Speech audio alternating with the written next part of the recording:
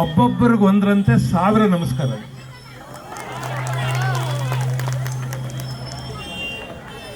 ಇಷ್ಟು ಜನಗಳನ್ನ ಕರೆದು ನನ್ನನ್ನು ನಿಮ್ಮೆದುರಿಗೆ ನಿಲ್ಲಿಸಿದಂಥ ಇಂಥ ಅದ್ಭುತವಾದ ಕಾರ್ಯಕ್ರಮ ಮಾಡಿರುವಂಥ ಶಿವರಾಜುಗೆ 2000 ನಮಸ್ಕಾರ. ಪಕ್ಕದಲ್ಲಿ ದೇವಸ್ಥಾನ ಇದೆ, ದೈವ ಸಾಕ್ಷಿಯಾಗೂ ಹೇಳ್ತೀನಿ, ನನ್ನ ಮೈ ರೋಮಗಳು ನೆಟ್ಟಗೆ ನಿಂತಿವೆ,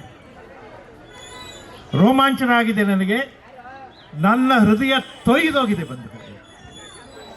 ಎಂಥ ಅದ್ಭುತವಾದ ಕಾರ್ಯಕ್ರಮ, ಎಂಥ ಅದ್ಭುತವಾದ ಕಲ್ಪನೆ ಇದೆ.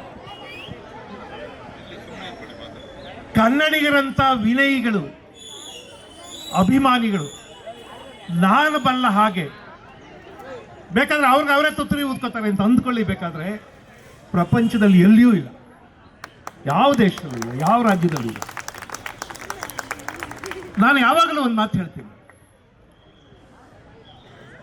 ಅವರವರ ಭಾಷೆಯನ್ನ ಹೇಗೆ ಎಷ್ಟು ಪ್ರೀತಿಸಬೇಕು ಅನ್ನೋದನ್ನ ಸ್ವಲ್ಪ ಮೇಲ್ಗೆಳ್ತೀನಿ, ಕೇಳಿಸ್ಕೊಳ್ಳಿ. ಕನ್ನಡಿಗರು ಬೇರೆ ಭಾಷೆಯವರಿಂದ ಕಲ್ತ್ಕೋಬೇಕು. ಅವರವರ ಭಾಷೆಯನ್ನ, ಸಂಸ್ಕೃತಿಯನ್ನು ಎಷ್ಟು ಪ್ರೀತಿಸಬೇಕು ಅನ್ನೋದನ್ನ ಕನ್ನಡಿಗರು ಬೇರೆ ಭಾಷೆಯವರಿಂದ ಕಲ್ತ್ಕೋಬೇಕು. ಬೇರೆ ಭಾಷೆಯವರನ್ನ, ಸಂಸ್ಕೃತಿಯವರನ್ನ ಎಷ್ಟು ಹೇಗೆ ಪ್ರೀತಿಸಬೇಕು ಅಂತ ಬೇರೆಯವರೆಲ್ಲ ಕನ್ನಡಿಗರಿಂದ ಕಲ್ತ್ಕೋಬೇಕು. ಕನ್ನಡಿಗರಿಂದ ಕಲ್ತ್ಕೋಬೇಕು. ನಾವೇನಾದ್ರೂ ಅವ್ರನ್ನ ಪ್ರೀತಿಸ್ತಾ ಇದ್ರೆ ಅವರೆಲ್ಲ ಇಲ್ಲಿಗೆ ಬರ್ತಿದ್ರ? ಅವ್ರ ಮನೆಯ ಮಕ್ಕಳು, ಮೊಮ್ಮಕ್ಕಳು, ಮರಿ ಮಕ್ಕಳು ಎಲ್ಲ ಬಂದು ಕರ್ನಾಟಕದಲ್ಲಿ ಉಳಿತಿದ್ರ? ಅಷ್ಟೇ ಸಾಕ್ಷಿ, ನಾವು ಬೇರೆ ಭಾಷೆಗಳನ್ನೆಲ್ಲ ಚೆನ್ನಾಗಿ ನೋಡ್ಕೋತೀವಿ. ಆದ್ರೆ ಯಾವಾಗಲೂ ಬಂದ್ರಲ್ಲ, ಅವ್ರು ಬಂದಾಗ ಅವರು ಬಂದ್ರು, ಅವ್ರ ಭಾಷೆನೂ ಒತ್ಕೊಂಡು ಬಂದ್ರು.